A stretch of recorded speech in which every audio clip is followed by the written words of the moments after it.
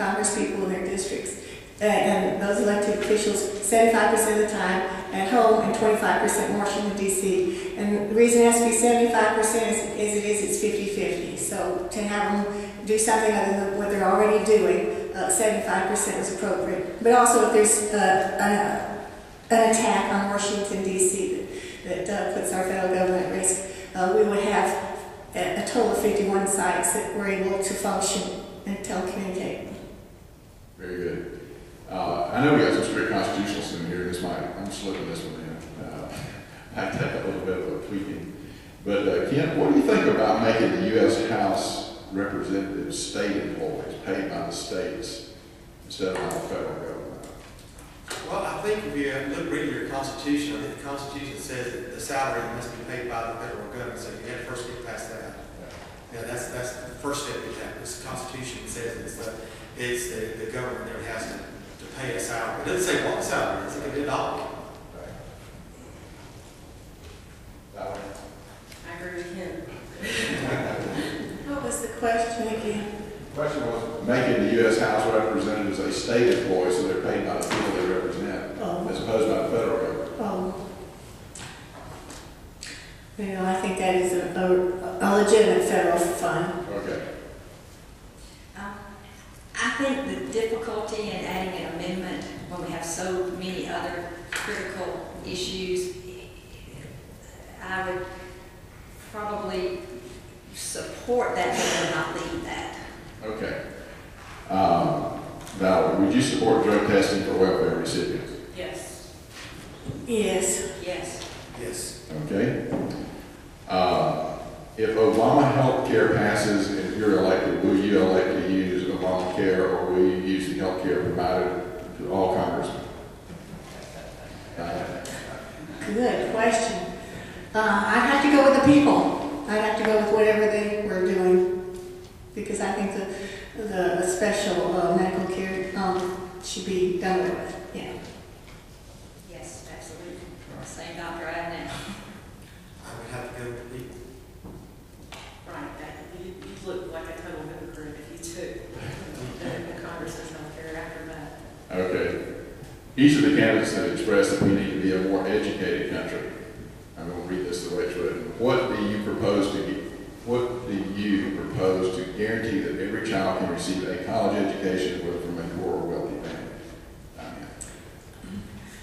I'm not of the opinion that college education, I haven't been a college educator, of course, I do believe in its worthiness, but in practice I find that a lot of times right out of high school, a person doesn't have maturity or the gravitas to really make the most of a college education. It may very well be better 20 years later in their life. That's what I found with nursing students a lot of times.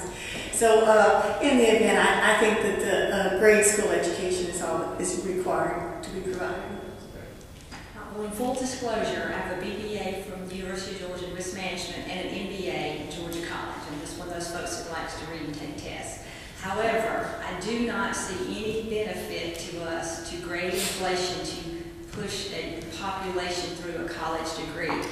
We are missing the boat on the VOTEC training, the VOTEC elevation of those careers. They cannot be outsourced. They can't be sent to Mexico. When my toilet won't flush, I've got to pay somebody $40 an hour to come fix it. And we need to be selling our young people who are, maybe they're too fidgety to sit in school and study and underline, and they'd rather be fixing and tinkering with mechanics and building computers and hanging drywall and all those things that are going to be forever jobs. And we need to elevate that and make that as a success barometer as a college education or a degree. And my concern is anytime you try to do something like that and mandate down, you just really destroy the value of the base. I believe in a college education. I have one, and I hope both my boys get one, and my wife has one also, but not everyone is cut out for college. Technical schools are a great option for a lot of our young men and our ladies, and I think we've done a disservice by saying that college is the only option. College is not the only option. The United States also needs to look at apprenticeship programs that we can bring kids into welding or bring them into the electrical fields and go through apprenticeship programs. And some of our European nations have done that quite well. And we need to look at seeing how that we can, once again, bring back apprenticeship, bring back honor among working with your hands, because that's what makes our economy grow, is a small business. Small businesses, over 70% of Georgia income, and that's what we need to look at. Remind people that just because you don't have a college education does not mean you're not of value. You are of value. I was one of the first people in my family to get a college degree. I just finished in December getting completed my coursework for a master's degree in business administration from Mercer University. But I agree with everybody else here. You know, at some point our country has got to get back to producing things. We have to make stuff here so we can have jobs for people that don't want to go to college, that don't like to go to college, don't need to go to college, and just want to work 40 hours a week and then come home.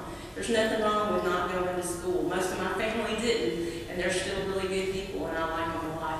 And so, you know, I'm not going to sit here and say that everybody needs to go to college. Yes, there's a need for all of us to be well educated, but there are needs for people who don't want to go to school as well. All right, Angela, what are your thoughts on the space program? Do you consider it a vital part of our defense? I do consider it a vital part of defense. I don't know that we'll ever live on Mars or on the moon. If those pursuits want to be continued, I think it should be through private industry and funded through private industry. But I do think with our enemies and the power and the evil and their hatred of us, it's going to require every type of defense system, and so that would include space. Yeah, I agree that the airspace is important to our defense, but we shouldn't be funding the entire bill, everything that we want to send up there. We shouldn't be helping other nations build a space station that was supposed to be an international space station, but we carry 90% of the cost for it. To me, that's ridiculous. We gave them $1 billion so they could build $1 billion when Reagan was in office. You know, several years later, $1 billion was gone, and they were not even past the planning stages. So I think we need to look close at the space industry and say, listen here, we need defense, but we don't need to be stealing Americans' money and giving them nothing back for it.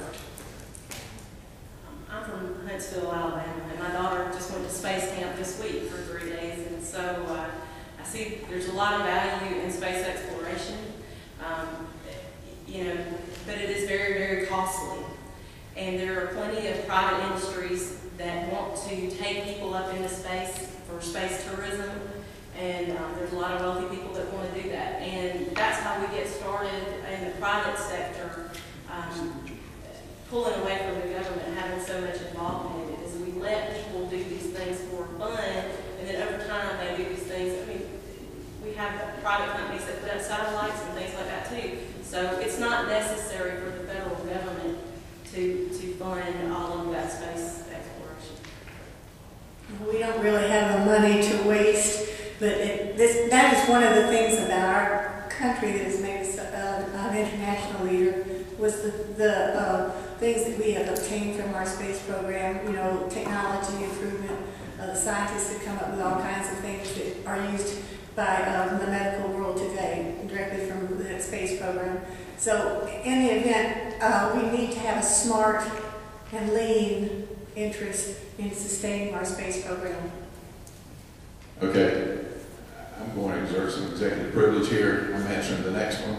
Somebody said, all the candidates are Republican, what makes you different from the others? This is not a debate today. This is a forum. This is designed for these candidates to express their views, and it's up to you to figure out what they stand for. So, having said that, do you support bringing it into the Federal Reserve System? I think the Federal Reserve System is outdated. I think it needs to be scrapped, and we need to start all over again. We operated without one for a long time, and I don't think anybody should trust central banking anywhere, not just here in the United States. Over a long enough time, all fiat currencies fail. So I just disagree with the Federal Reserve in general. I'm for eliminating it. I'm for some serious oversight with results of that to determine the next step. All right. Would you support bringing all U.S. troops on